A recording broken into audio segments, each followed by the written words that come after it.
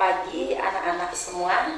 Hari ini kita akan belajar agama Kristen. Tetapi kita akan masuk di dalam pelajaran kita pada pagi hari ini. Kita akan masuk di dalam bab yang ketiga. Bab yang ketiga dengan judul penderitaan Kristus. Ya, kita melihat kalau jalan penderitaan adalah kata yang tepat untuk menjadikan jalan yang dipilih oleh Allah sendiri. Yang dipilih oleh Allah sendiri untuk menyelamatkan manusia dari dosa. Allah tinggal dan ketika melihat manusia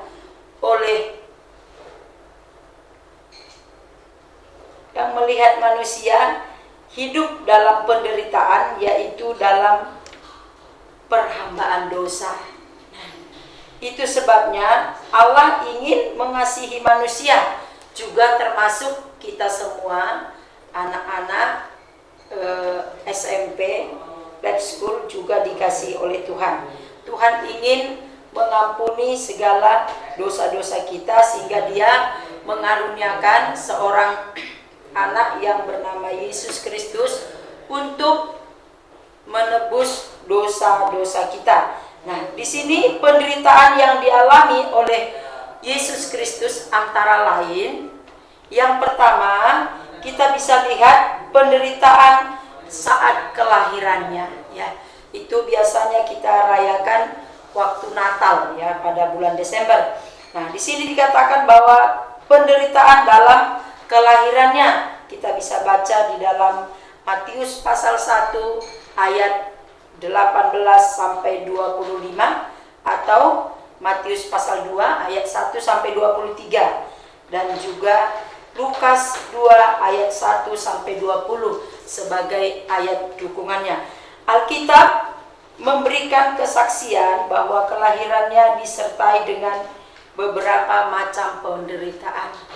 Jadi ada beberapa penderitaan yang dialami oleh Yesus Kristus.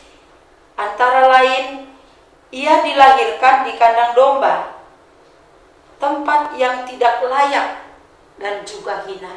Ya. Jadi sebenarnya orang yang lahir di kandang domba itu adalah orang yang sangat miskin, ya, lebih dari miskin. Tetapi itu adalah menyatakan satu kehinaan. Karena kita tahu semiskin-miskinnya sekalipun manusia di negara kita ini, maka dia akan bisa melahirkan paling tidak di bidan ataupun dukun bayi. Tetapi Yesus dilahirkan di kandang domba, tempat yang tidak layak dan juga tempat yang hina. Dan juga Ia mendapatkan ancaman dari Raja Herodes. Nah, itu menyatakan bahwa salah satu penderitaan yang dialami Yesus saat Dia masih bayi, saat Dia lahir. Nah, Ia ingin dibunuh oleh Raja Herodes. Nah, yang kedua, kita bisa lihat penderitaan yang dialami oleh Yesus. Yang kedua ini adalah pelayanannya. Tadi kelahirannya, yang satu kelahirannya, yang kedua adalah pelayanannya. Ia yang tidak berdosa harus dibaptis, sama seperti manusia yang berdosa.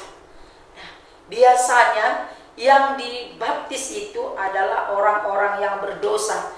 Kenapa? Karena orang yang berdosa itu dibaptis supaya dia tidak berdosa lagi. Artinya dia bertobat, ya. Dibaptis supaya dosa-dosanya diampuni. Nah, itu penderitaan yang dialami. Dan yang selanjutnya, Ia berpuasa 40 hari, 40 malam. Kemudian harus dicobai oleh iblis di padang gurun. Nah, penderitaan di dalam pelayanan, dia juga harus berpuasa 40 hari, 40 malam, ya. Itu bukan waktu yang singkat, tetapi waktu yang sangat panjang, ya. Dia alami, tetapi untuk pelayanannya. Juga Ia dimusuhi oleh orang Saduki dan Farisi. Bahkan berkali-kali mereka berusaha untuk menjeratnya. Dia dimusuhi, padahal dia bukan salah. Padahal dia juga bukan berdosa, tetapi dia dimusuhi oleh orang-orang Saduki dan orang Farisi. Selanjutnya dia juga dikhianati oleh murid-muridnya. Jadi banyak sekali penderitaan yang dialami oleh Yesus Kristus di dalam pelayanan. Dia dikhianati oleh murid-muridnya. Misalnya saat dia berkumpul dengan murid-muridnya, ke-12 muridnya, yaitu Judas. Dia dikhianati. Dia orang yang dekat dengan Yudas ini. Tetapi tidak dipungkiri bahwa Yudas ini mengkhianati Yesus. Dia dikhianati. Itu penderitaan yang kedua. Sekarang penderitaan yang ketiga, yaitu dalam perjamuan terakhir. Penderitaan dalam perjamuan terakhir ini kita bisa nanti baca di dalam Matius pasal 26 ayat 26 sampai 29, dan juga Matius 36 ayat 56. Malam menjelang kematiannya, yaitu pada malam terakhir, Tuhan Yesus mengadakan perjamuan Paskah dengan murid-muridnya. Roti dan anggur adalah sarana yang dipakai dalam perjamuan Paskah terakhir untuk melambangkan tubuh dan darahnya. Jadi waktu mereka malam terakhirnya Yesus, maka dia berkumpul bersama dengan murid-muridnya. Dia membuat roti dan sebagai lambang tubuh dan darahnya adalah anggur. Nah, yang keempat, penderitaan yang keempat adalah Tuhan Yesus dalam pengadilan agama. Nah, sebelum dia mati, sebelum dia disalibkan, maka dia harus mengalami pengadilan agama. Secara jasmani, semua proses pengadilan yang dialami merupakan penderitaannya. Penderitaannya bukan secara jasmani saja, melainkan juga secara batin.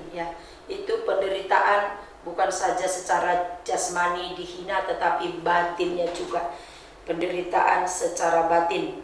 Nah, sekarang ia diolok-olok, dicaci, dan mendapat penghinaan dari masyarakat Yahudi.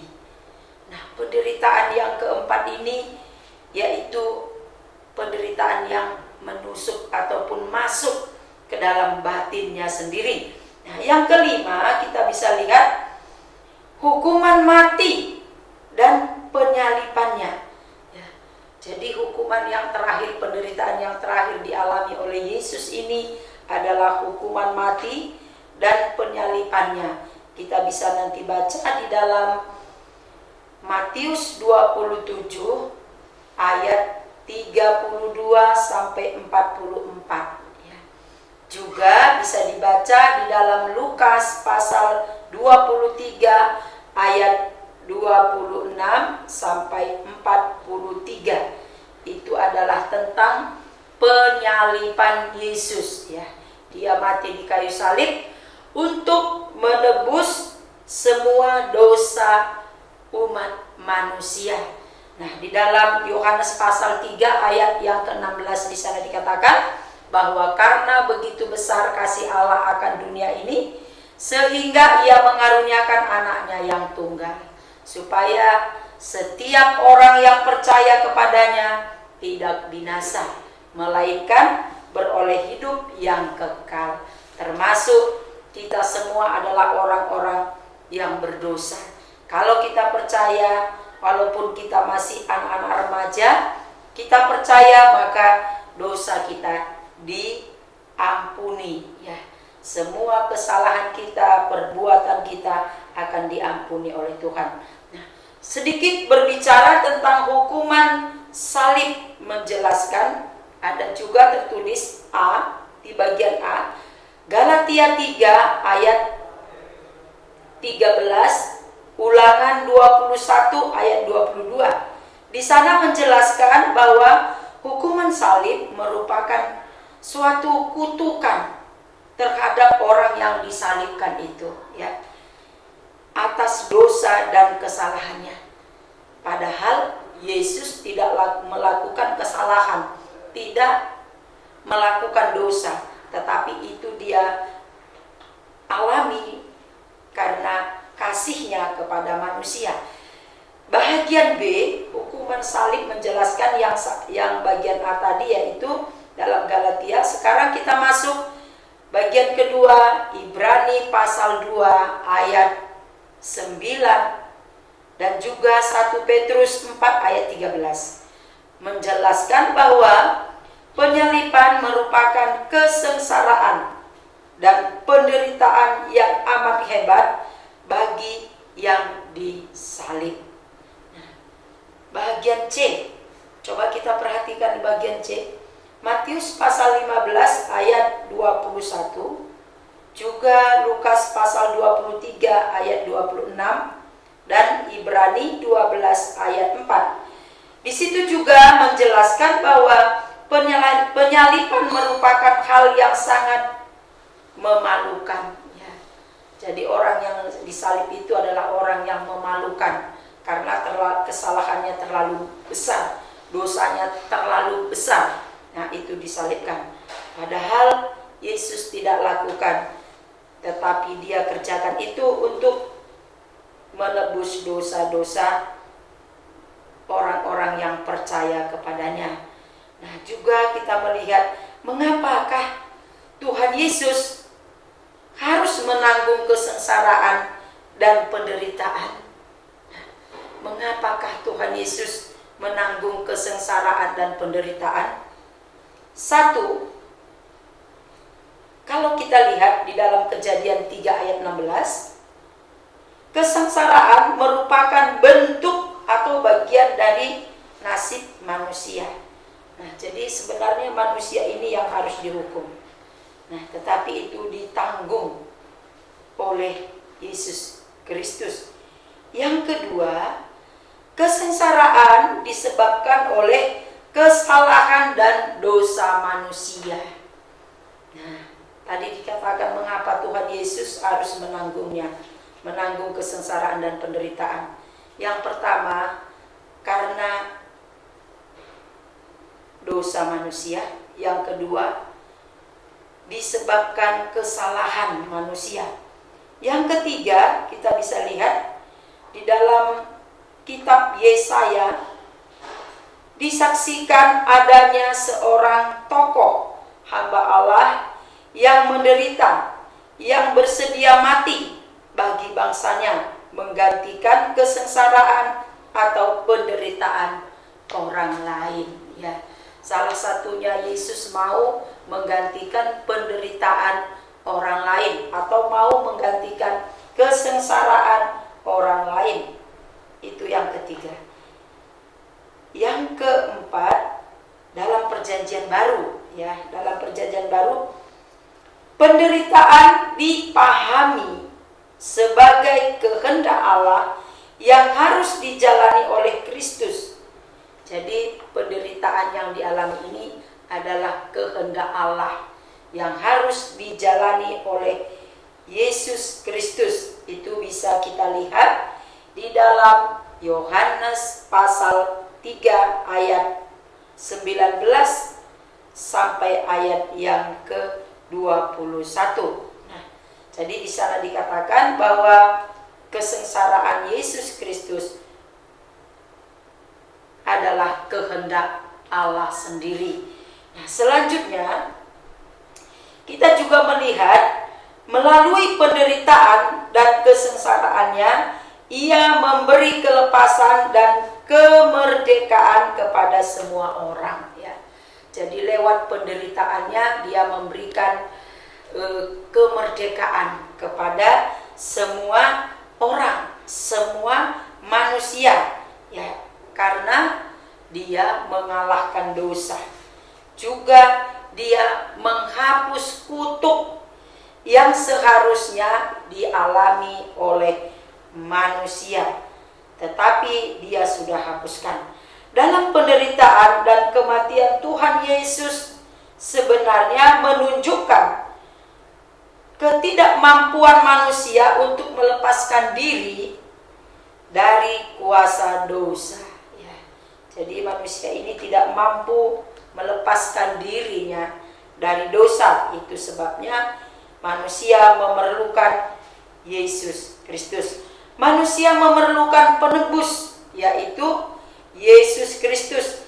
Yesaya 53 ayat 3. Tetapi dia tertikam oleh karena penderitaan kita. Dia diremukkan oleh karena kejahatan kita. Ganjaran yang mendatangkan keselamatan bagi kita ditimpakan kepadanya. Dan oleh bilur-bilurnya kita menjadi sembuh. Nah, jadi itu yang dijelaskan di sini. Nah, sekarang kita bisa melihat kembali lagi sedikit lagi tentang makna penderitaan Kristus, ya. Untuk dapat memahami penderitaan Kristus, kita akan memperhatikan Roma pasal 3 ayat 21 sampai ayat 31, ya. Melalui penderitaan dan kesengsaraannya menjadikan kita satu, ya, melalui penderitaan dan kesengsaraannya menjadikan kita satu, dibenarkan karena iman. Dalam dunia pengadilan kita dibenarkan memberi pemahaman bahwa orang yang bersalah dinyatakan benar, tidak bersalah. Demikian juga dengan orang yang bersalah dinyatakan bisa benar, ya. Tetapi dengan iman kita bisa dibenarkan oleh Yesus Kristus, ya. Kita dengan iman, dengan percaya kepada Tuhan, kita dibenarkan. Yang kedua, penebusan dari perbudakan dosa. Tadi pertama dibenarkan karena iman. Yang kedua, penebusan dari perbudakan dosa. Seorang budak yang telah dibeli dengan sejumlah uang oleh seorang tuan, hidupnya di bawah kuasa tuannya. Ya. Seorang budak kalau sudah dibeli oleh tuannya, maka hidup budak ini dikuasai oleh tuannya, ya. Bahwa dikatakan ia tidak memiliki kebebasan dan kemerdekaan. Si budak ini tidak memiliki kebebasan atau kemerdekaan. Dia terikat dengan tuannya. Ia bisa bebas atau merdeka jika ada orang yang menebus dengan membayar lunas harga budak tersebut. Nah, jadi kalau dia mau bebas, maka dia harus ditebus oleh seseorang mungkin yang bisa membayar lunas. Hal seperti itu yang dilakukan Kristus untuk menebus orang-orang berdosa, ya. Dia membayar dengan lunas. Apa bayarannya? Uang tidak. Tetapi dia membayar dengan darahnya sendiri, ya. Tercurah di kayu salib. Itu makna penderitaan Yesus. Yang ketiga, makna penderitaan yang ketiga, pendamaian dengan Allah. Sejak manusia jatuh ke dalam dosa, di dalam Kejadian di sana dikatakan bahwa hubungan manusia dengan Allah terputus. Tetapi lewat Yesus Kristus, manusia diperdamaikan lagi dengan Allah, ya. Karena dia adalah jalan kebenaran. Jika kita perhatikan, kata pendamaian menjelaskan ada dua pihak yang sedang berseteru. Ya. Kata pendamaian itu berarti ada dua pihak yang sedang berseteru. Kemudian bersatu ataupun berdamai. Jadi kedua pihak ini bersatu kembali atau berdamai. Ya, berdamai dan membangun kebersamaan kembali. Membangun kebersamaan kembali. Kristus mati di kayu salib menyatakan kembali hubungan antara Allah dan manusia dengan sesamanya akan diperdamaikan. Ya, jadi hubungan kita dengan Allah diperdamaikan. Juga hubungan kita antara sesama manusia. Tidak ada lagi yang berseteru, ya, diperdamaikan satu dengan yang lain. Itu makna penderitaan Kristus. Makna penderitaan Kristus yang keempat, hidup dalam pengharapan. Ya, hidup dalam pengharapan. Di dalam Tuhan Yesus kita memiliki pengharapan, yaitu hidup dalam kasih karunia, hidup dalam kuasa-Nya, dan damai sejahtera bersama dengannya, pengharapan langit dan bumi baru di dalam Dia. Itu adalah pengharapan bagi orang yang percaya kepada Tuhan. Tentunya itu kita bisa terima apabila kita memiliki iman. Ya. Sekarang kita akan melihat kembali makna atau penderitaan Kristus bagi remaja Kristen. Ya. Apa makna penderitaan Kristus bagi remaja Kristen? Termasuk kita semua adalah anak-anak remaja Kristen, orang-orang yang sudah ditetapkan dan dipilih oleh Tuhan menjadi remaja-remaja Kristen. Nah, kita lihat dulu bagaimanakah seharusnya kita memaknai penderitaan Kristus bagi kita orang beriman kepada Kristus. Pasti akan memandang penderitaan sebagai hal yang baik dan memiliki nilai positif. Bagi orang percaya akan menjalani penderitaan bersama-sama dengan Kristus dan percaya bahwa di tangan Allah sebuah penderitaan akan merupakan proses perjalanan menuju ke dalam kesempurnaan hidup.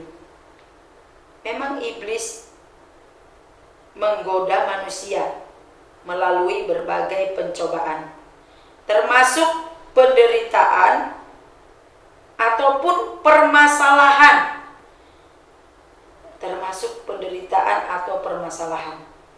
Iblis bisa memakai penderitaan untuk menjatuhkan manusia. Ya. Jadi lewat penderitaan yang kita alami, masalah yang kita alami, iblis bisa menjatuhkan kita, ya, menjatuhkan umat manusia, menjatuhkan remaja Kristen, menjatuhkan anak-anak remaja sekarang ini. Ya, banyak sekali anak-anak remaja yang jatuh ke dalam berbagai-bagai dosa. Yang diperlukan bagi kita adalah bagaimana kita memberi makna pada penderitaan. Ya, bagaimana kita memberi makna pada penderitaan. Kita bisa lihat mungkin yang pertama beriman kepada Kristus. Ya. Jadi anak-anak remaja Kristen apabila mengalami sebuah penderitaan, permasalahan, persoalan, harus memiliki iman kepada Kristus. Beriman kepada Kristus adalah jalan yang paling ampuh dalam menghadapi penderitaan. Oleh sebab itu, hadapilah penderitaan dan belajarlah bersama dengan Kristus. Jangan kompromi atau melarikan diri dari penderitaan itu. Jadi memiliki pengharapan kepada Kristus, jalani penderitaan itu, maka Tuhan akan memberikan jalan keluar kepada kita. Nah, selanjutnya, hiduplah penderitaan bersama dengan Kristus. Jangan sendirian, tetapi mintalah Dia berkarya dalam hidup kita. Berserulah kepadaku, maka aku akan menjawab engkau. Nah, jadi saat kita dalam penderitaan, dalam masalah, kita berseru kepada Tuhan, maka Dia akan menjawab kita. Nah, kita bisa lihat ini di dalam kehidupan kita sehari-hari ya. Apabila kita berseru kepada Tuhan, maka Dia akan menjawab kita. Dan yang tidak terpahami yaitu hal-hal yang tidak kau ketahui. Kita bisa baca di dalam Yeremia pasal 33 ayat 3. Nanti dibaca di rumah. Nah, selanjutnya, berharap kepada Allah. Orang yang berpengharapan adalah orang yang memiliki sikap hidup yang selalu memandang ke depan, memandang masa depan ya. Jadi pandangannya ke depan, punya pengharapan. Nah, ada banyak tantangan saat kita belajar ya, tetapi kita punya pandangan ke depan bahwa kita pasti bisa. Anak-anak remaja pasti bisa. Anak-anak remaja ataupun siswa yang ada di lab school pasti bisa berpengharapan kepada Allah. Orang yang berpengharapan adalah orang yang memiliki sikap hidup yang selalu memandang ke depan, memandang masa depan. Masa lalu dan masa kini adalah persiapan untuk sebuah kesuksesan di masa depan. Jadi itu adalah proses untuk kita mendapatkan masa depan yang kita nantikan ya. Kesuksesan pasti kita raih ya. Jadi kalau kita tetap tekun di dalam belajar, tekun di dalam melakukan tugas-tugas, maka kita akan menuju kepada masa depan. Orang yang berpengharapan memiliki sukacita, yaitu sikap dan kemampuan melihat segala peristiwa yang terjadi merupakan tantangan baru untuk meraih kesuksesan. Jadi untuk meraih kesuksesan itu memang ada tantangan, tapi tetap maju, tetap semangat, dan juga tetap bersukacita, maka kita akan pasti meraihnya. Tidak merasa takut dan tidak mengeluh dalam menghadapi kesulitan. Nah, semua orang pasti mengalami kesulitan. Nah, di dalam belajar banyak kesulitan, di rumah banyak kesulitan, untuk kebutuhan hidup juga orang tua menyediakannya mungkin ada kesulitan. Tetapi tetap berpengharapan kepada Tuhan ya. Kita memandang masa depan, tidak usah takut. Persoalan adalah sebuah kesempatan untuk menyadari keterbatasan diri dan kesempatan untuk berserah kepada Tuhan. Jadi saat mengalami kesulitan, kita akan berserah kepada Tuhan.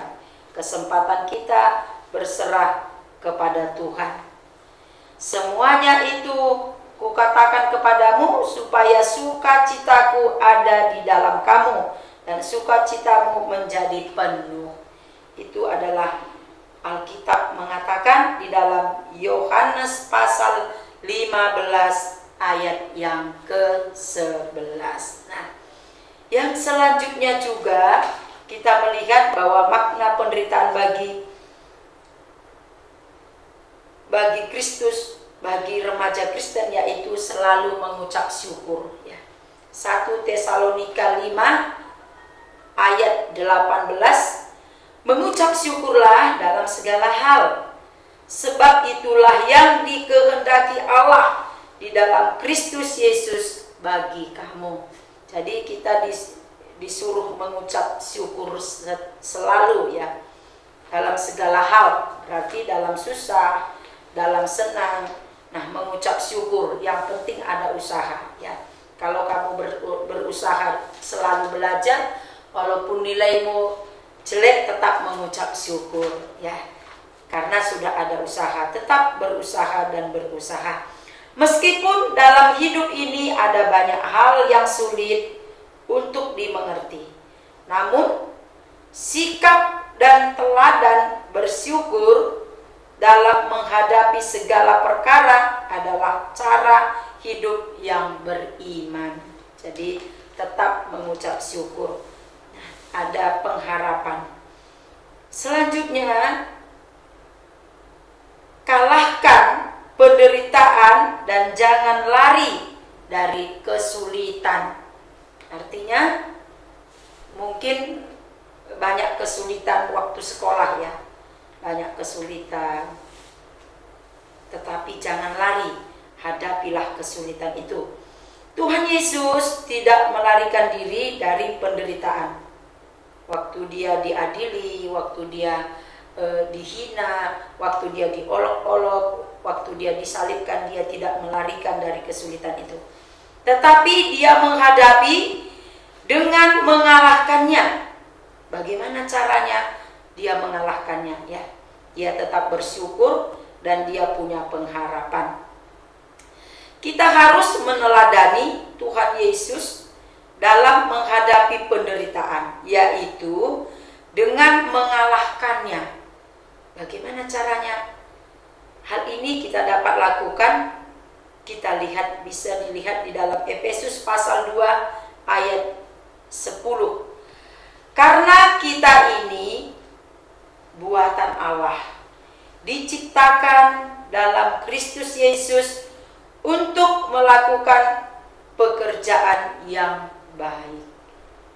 Nah, kita ini adalah ciptaan Kristus dan untuk melakukan pekerjaan yang baik yang dipersiapkan Allah sebelumnya. Ia mau supaya kita hidup di dalamnya. Orang yang selalu berpikir negatif akan dikalahkan oleh penderitaan. Jadi saat mengalami kesulitan, jangan berpikir negatif, tetapi berpikirlah positif dan tetaplah semangat. Pasti kita akan bisa. Tetapi orang yang berpikir positif selalu berusaha untuk mengatasi penderitaan. Tidak ada masalah yang tidak ada jalan keluarnya ya. Setiap masalah pasti ada jalan keluarnya. Yang penting kita berpikir positif, jangan berpikir negatif. Jika kita berpikir tidak ada harapan, adalah sikap orang yang putus asa. Jadi kalau sudah merasa tidak ada lagi jalan keluar, itu orang yang berputus asa. Nah, sama dengan berpikir negatif, tidak punya pengharapan lagi. Tetapi mari kita tetap memandang kepada masa depan. Selalu ada pengharapan. Kita lihat kembali sikap orang yang putus asa akan dikalahkan oleh perasaan ataupun dikalahkan oleh persoalan ya. Jadi orang yang putus asa itu dikalahkan oleh persoalan. Rasul Paulus menasihati, segala perkara dapat kutanggung di dalam Dia yang memberi kekuatan kepadaku. Ya, kita bisa baca di dalam Filipi pasal 4 ayat 13. Segala perkara dapat kutanggung bersama dengan Dia yang memberikan kekuatan kepadaku. Dengan arti kita bisa melakukan segala sesuatu bersama dengan Tuhan Yesus ya. Tidak ada yang sulit, semua pasti bisa dikerjakan, semua pasti dilakukan ya, asal kita bersama dengan Tuhan Yesus. Jangan membesar-besarkan masalah sehingga menganggap kita ini kecil dan tidak berarti, tidak berdaya juga ya. Kalau kita membesar-besarkan masalahnya yang besar, kita semakin kecil sehingga kita tidak punya kekuatan lagi ya. Jangan, tetapi mari kita Katakan segala perkara dapat kutanggung di dalam Dia yang memberi kekuatan ataupun memberikan kekuatan kepadaku, ya. Jadi ini pelajaran kita di bab yang ketiga ini, yaitu tentang penderitaan Kristus, juga penderitaan bagi remaja Kristen, ya. Tetapi tetap memiliki semangat, tetap berpengharapan, dan tetap memandang masa depan.